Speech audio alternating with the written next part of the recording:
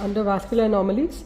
So they're divided into malformations and tumors. Under malformations, you have simple, combined, and associated with other abnormalities. And under tumors, you have benign, borderline, and malignant. Under malformations, simple, combined, other abnormalities. Under simple, you can have capillary, lymphatic, venous, arteriovenous, AV fistulas. Under capillary, you have cutaneous, that is port wine stain or telangiectasias. Lymphatic, macrocystic, microcystic, mixed cystic. Under venous, blue rubber bleb nevus syndrome. That is the only thing I thought would be able to remember. And under arteriovenous malformations, you have sporadic or hereditary hemorrhagic telangiectasia. This is important. And then you have AV fistulas. Under combined malformations, you can have capillary plus venous, you have capillary plus lymphatic, you have capillary plus venous plus lymphatic, or you can have capillary plus atriovenous malformations. You have multiple more. I am not talking about those. And when associated with other abnormalities, the commonest ones are Klippel-Trenaunay syndrome, Parkes-Weber syndrome, Sturge-Weber syndrome, and Maffucci syndrome. Then under tumors, you can have them as benign, borderline, or malignant. Under benign, they can be infantile hemangiomas, congenital hemangiomas, tufted hemangiomas, or pyogenic granulomas. Under borderline, you have Kaposi-form hemangioendothelioma, retiform hemangioendothelioma. Under malignant, you can think of oncogenic sarcoma, angiogenic sarcoma. Just to recap, vascular anomalies can be malformations or tumors. Under malformations, you have simple. Under simple, you can have them as, so they are divided into capillary, lymphatic, venous, or AV. Under combined, you've got the combination of all and associated with other abnormalities. Under tumors, you can have them as benign, borderline, or malignant.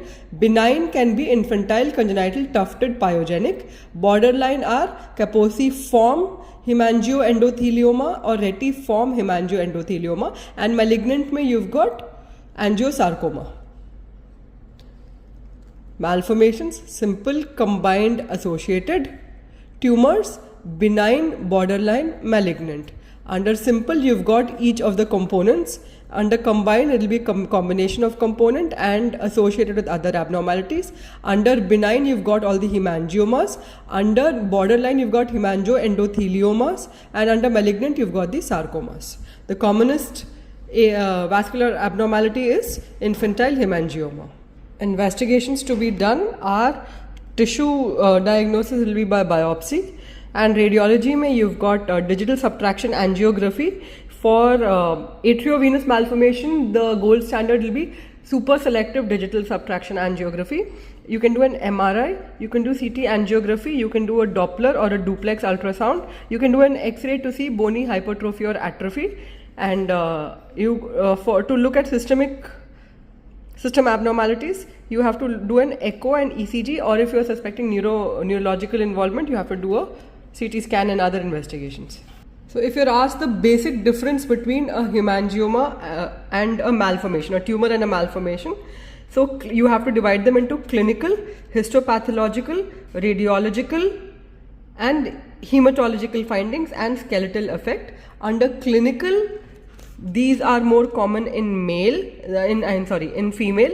Hemangiomas are more common in female, and they might not be present at birth, but they grow in childhood and they have reduction after 6 months of age. That is very important.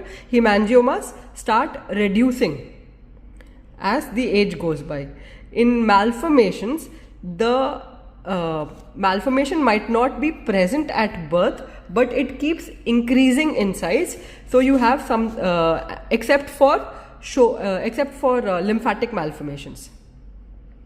Under histopathology, you have a multi-layered endothelium with presence of mast cells. Presence of mast cells is very important, and they are GLUT1 positive. Here you have single layer of endothelium with no mast cells with GLUT1 negative. In radiology, you have a well localized solid mass. In malformation, it's a diffuse mass. And in T1 imaging, you have intermediate intensity, and in a T2 image, you have moderate hyperintensity. In a T2 image in a malformation, you have a slow flow hyperintense. I don't know what really this means. Okay, anyway. And there will be phlebolith in the malformation because of the slow filling. Hematological findings, you will be able to find platelets in a tumor, and in a malformation you will be able to find consumptive coagulopathy. Hemangiomas generally won't affect skeletal system, but in malformations you will have distortions or hypertrophies of the skeletal system. Infantile hemangiomas are the commonest vascular tumors in children. They come under benign vascular tumor classification by ISSVA. So the classical feature of a hemangioma is that it grows rapidly after birth, but then it slowly starts to involute and disappears once a child is a little older. This is very important because this makes a big impact on treatment. You don't immediately jump to surgery for this. The basic cause of the hemangioma, they've told it's a embolization of placental trophoblast cell in intrauterine life. These embolus forms a hemangioma later on with proliferation. In the histology, it's a mesenchymal tumor, and it has endothelial layers with fibroblast with multiple mast cells. It has no capsule and it is GLUT1 positive. These mast cells being present is important. So it's a mesenchymal tumor. It has no capsule. It has multiple layers of endothelium. It has multiple mast cells and it is GLUT1 positive. In the pathogenesis, so basically the pathogenesis is by two things, by growth factors and by enzymes. The growth factors are fibroblast growth factors and the enzymes are collagenase and protease. The phases of growth of the tumor are the proliferating phase, the involuting phase and the involuted or the regression phase. Now the proliferating phase occurs at birth or soon or immediately after birth. When you see the hemangioma for the first time, it happens within the first month of life. The involuting phase happens in the first year of life. Like after the first year it starts regressing and it completely regresses by the end of 5 to 6 years. So the proliferating phase happens in the first month of life by the growth factors and by the enzymes. The involuting phase occurs due to mast cells. The mast cells secrete modulators that downregulate endothelial turnover, thereby causing regression of the cells. Now, the involuted phase has a lot of fibrotic tissue and fibroblasts present. Now, in the proliferative phase, there is a lot of venous engorgement and the hemangioma takes up a classical red strawberry color. The involuting phase, it starts becoming paler or more bluish, and in the involuted phase it becomes pale and it might leave behind a scar. So in the proliferating phase, the hemangioma is tense. It is less tense and it becomes softer and more compressible in the involuting phase, and it becomes fibrous and flattened in the involuted phase. So the only problem with this is when there is an epidermal invasion. So an epidermal invasion, meaning there is reddening of the skin, reddish color of the skin, that after the involuted phase it leads to scarring post involution. Now, special situations where the infantile hemangiomas occur, and based on this there are different clinical features. So in the subglottic region or in the oral cavity or tongue, it might lead to respiratory obstruction. In the sometimes they might ulcerate and cause bleedings. They might cause infection in the anorectal region. They might cause loss of vision and amblyopia if it is occurring in the eye or in the periocular regions. The other important generalized systemic features of this is it might lead to congestive heart failure if there are large things, or it might lead to thrombocytopenias if it's associated with a syndrome. Now the syndromic associations, the two main ones are the Kasabak-Merritt syndrome and the Face syndrome. The Face syndromic association. The Kasabak-Merritt syndrome, it is hemangioma associated with thrombocytopenia, and in the Face syndrome you have posterior cranial fossa tumors, you have hemangiomas, you have arterial anomalies or coarctation of the aorta, you have other cardiac anomalies like coarctation of aorta, and you have eye anomalies. So the Face syndrome association is that. The investigations that you do are digital subtraction and angiography, and you can do a Doppler to rule out involuting phase and the active proliferating phase. From the active proliferating phase, the management is mainly masterly inactivity. So because, as I said, these they grow rapidly, but they start to involute and they disappear in a few years of life. So you can just wait and watch. So thereby pre-operative or any, for the main treatment will be counseling of the patient and wait and watch approach. If you want to give medical treatment, the first line of the drugs would be propranolol, which is a beta blocker. The mechanism of action of propranolol is down regulation of will be down regulation of RAF mitogenic activation signaling pathway. So the RAF pathway is down regulated, or it can be reduced expression of vascular endothelial growth factors, thereby inhibiting angiogenesis and inhibiting renin production. It also causes a shift from vasculogenesis to adipogenesis. Again, it down regulates it inhibits the RAF pathway, the RAF signaling pathway, thereby reducing vascular endothelial growth factors, reducing renin, inhibiting angiogenesis, and changing vascular tissue to adipose tissue. The uses of propranolol are it is used to,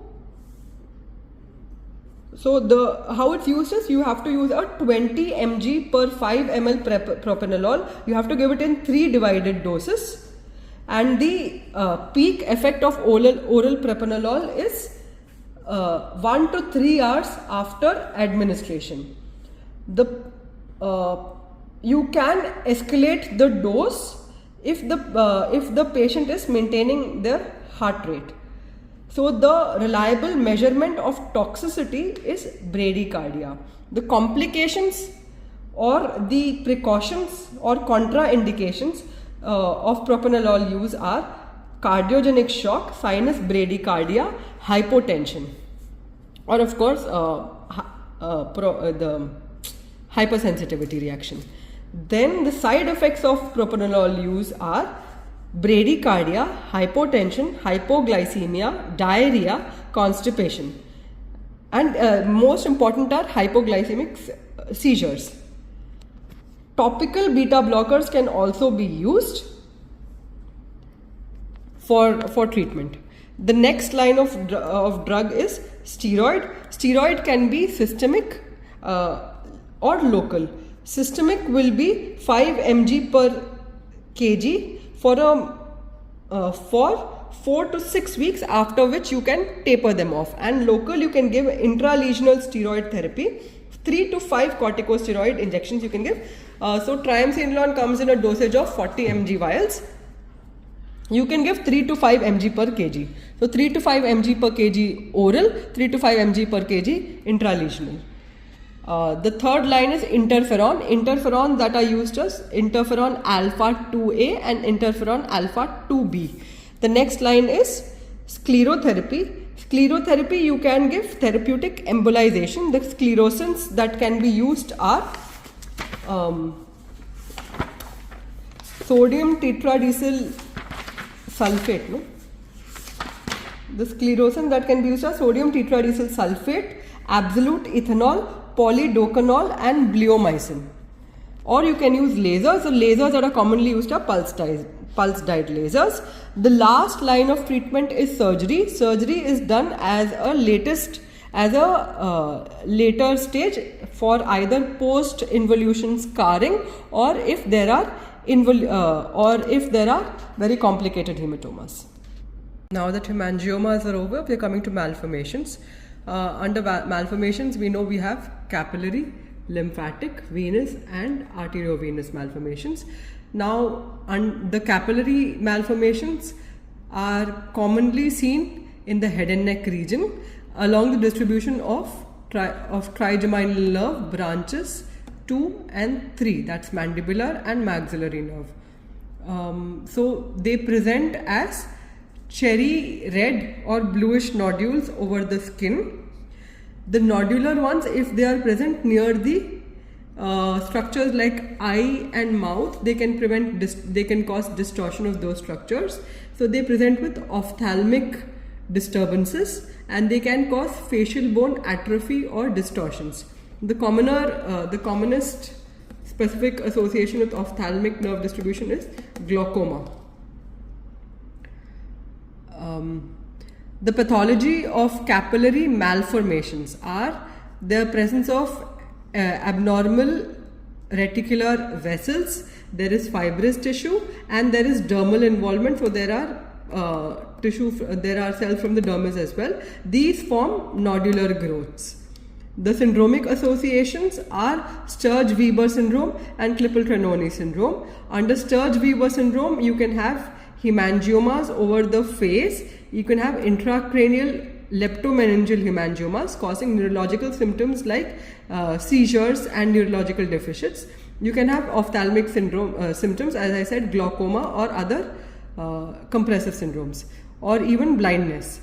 The association with Klippel-Trenaunay syndrome is you can have bony hypertrophy, very specifically bony hypertrophy, limb length discrepancy associated with venous malformations.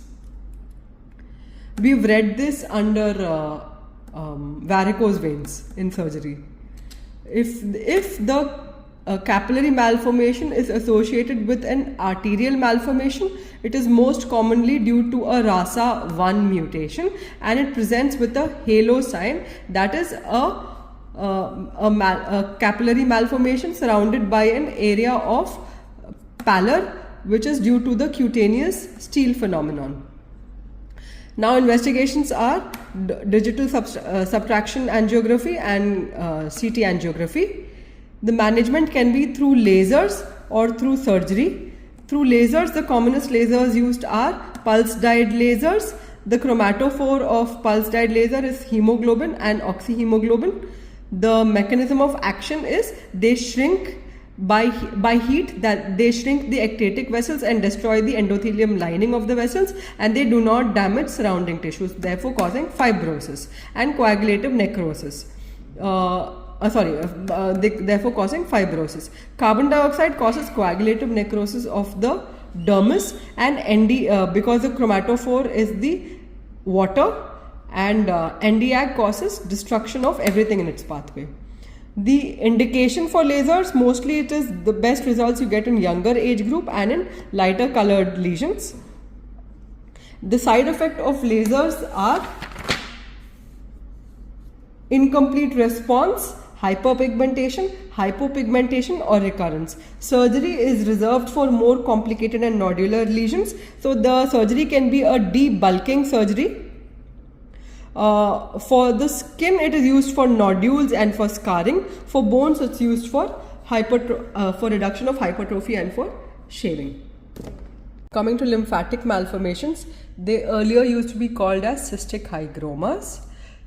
So the main classification of lymphatic malformation is it can be microcystic or macrocystic. The pathology, the treatment depends on whether they are and the clinical features depend on whether they are microcystic or macrocystic in nature.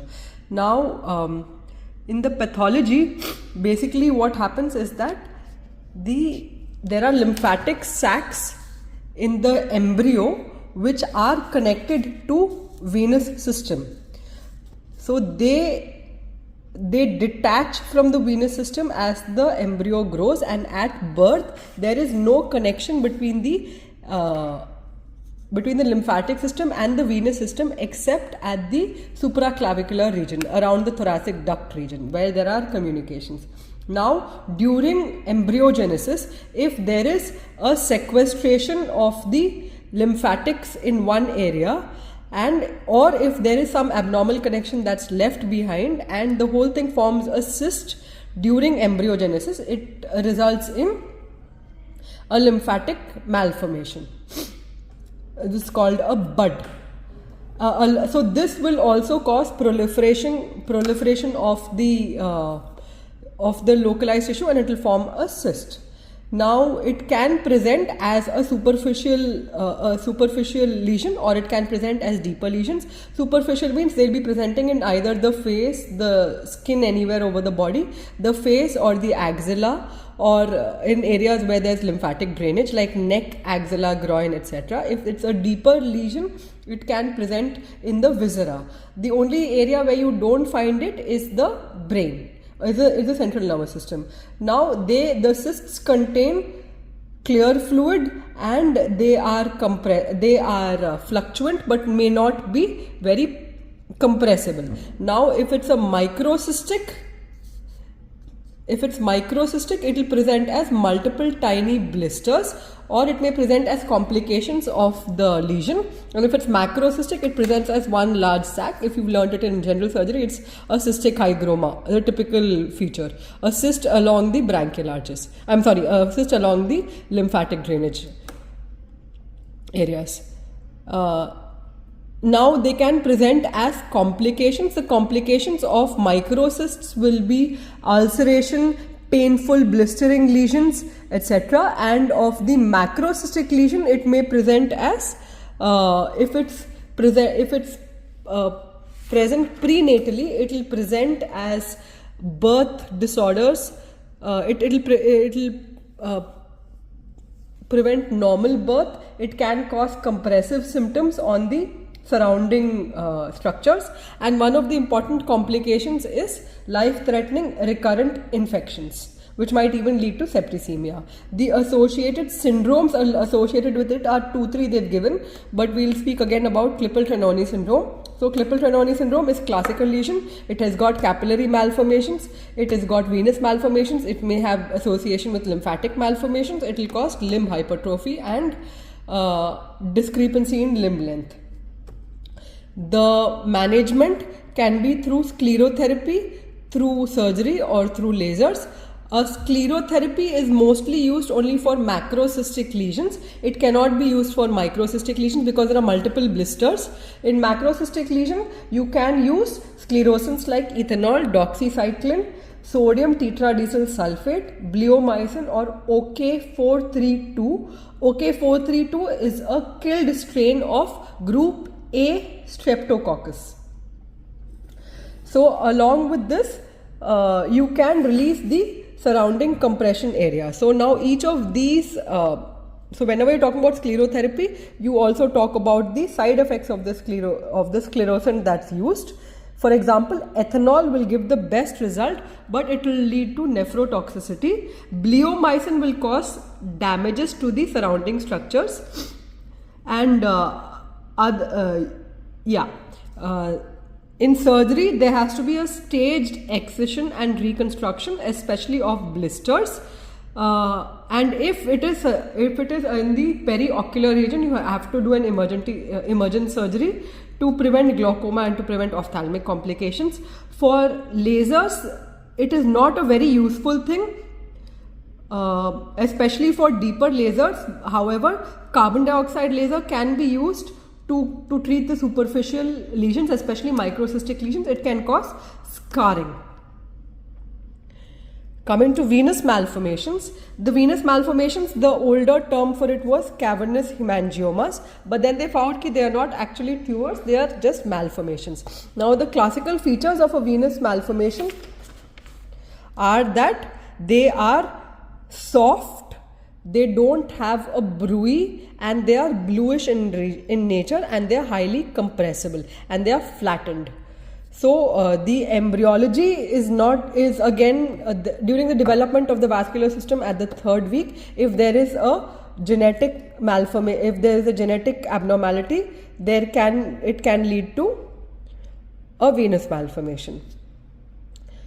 The location of venous malformation can be superficial or deep, or it can be visceral.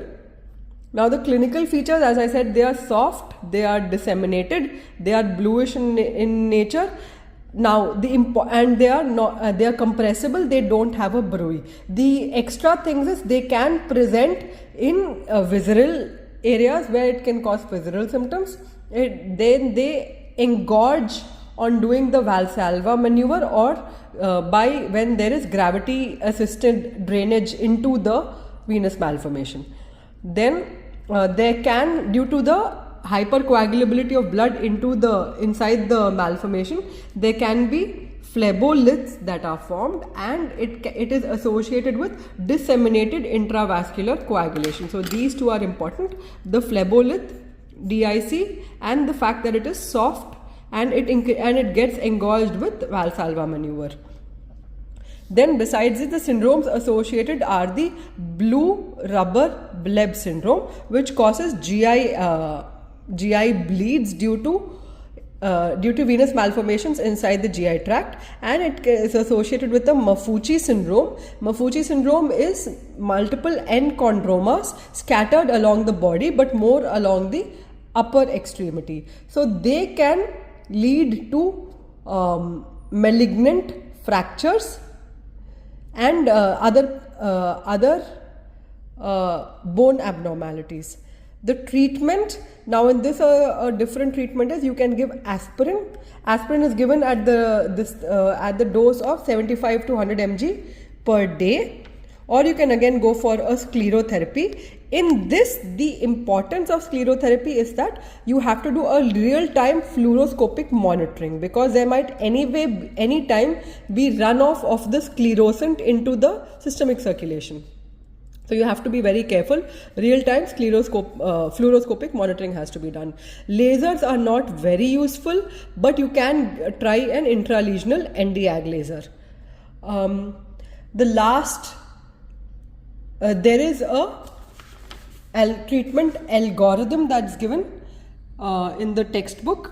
So if you feel you need to observe, and you can do baseline MRIs, you can basically evaluate the patient, and you can wait and watch. If there is improvement, you continue with conservative measures. If there is no improvement, or if there is pain, functional impairment, nerve compression, mass effect, or aesthetic abnormalities, you can go for conservative methods, or you can go for surgical excision. In conservative methods, laser and sclerotherapy can be done. And if it is massive, you can either go for debulking, or you can go for amputation. Under surgery, staged excision is preferred. The algorithm for staged excision is distal to proximal, dorsal to volar, and you have to preserve neurovascular structures. This is very important. So you have to do sides of digits in separate stages. You have to avoid interfascicular nerve dissection. You need to do complete dissection in one region, then go to the next dissection. Then you have to await return of function between the stages. This is the most important. Once you do one stage resection, wait, then do the second stage resection to make sure that there are no neurovascular damages. The last topic is AV malformations. So the the particular thing about AV malformations are 2-3. They grow along with the child. Now, because they grow along with the child, we have to be very careful with the surgical. So, surgical management is a definite mainstay of treatment in AV malformation, as opposed to infantile hemangiomas, which reduce or regress along with growth of the child. So AV malformation grows along with growth of the child, and the mainstay of treatment is surgical, whereas in infantile hemangiomas they regress along with growth of the child, and the mainstay of treatment is wait and watch. So they can be AV, so in the pathology there can be AV malformation where there is a bunch of reticular veins that bunch up and form a nodule, or it can be an AV fistula in which there will be multiple fistulous communications which form a nidus.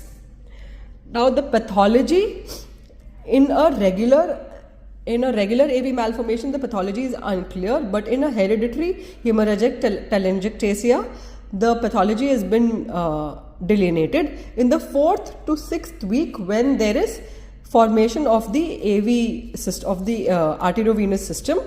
If there is reduction in endoglin, the endoglin is a receptor for the TGF family of ligands. If there is reduction of endoglin along with an excessive angiogenic stimulus, it forms AV malformations.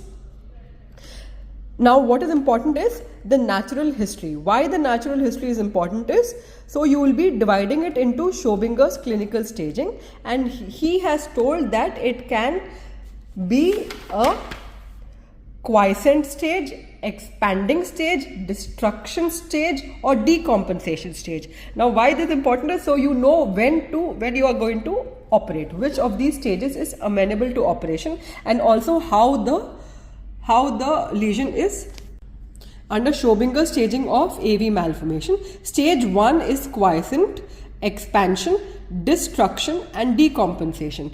Quiescent stage is just basically warmth and a pink-blue stain. Expansion stage is where it is enlarging with a thrill and a bruit. A destruction stage is where it starts destroying the overlying skin, like ulceration and skin changes. And a decompensating stage is when it has systemic features like congestive cardiac failure. So in this, the stage 2 or the expansion stage is the best stage for surgery. Now in management of the AV malformation, the management is divided into endovascular management and surgical management.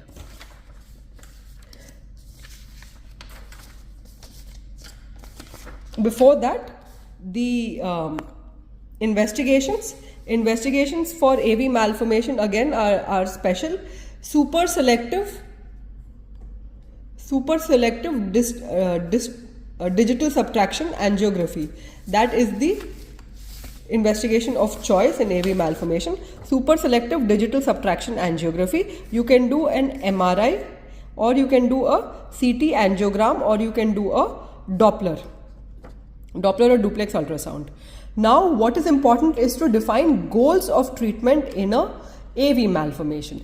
AV malformation, the difference is that the minute you touch the AV malformation and you start, the problem with an AV malformation is that you cannot cause any sort of hypoxia to the tumor, to the malformation.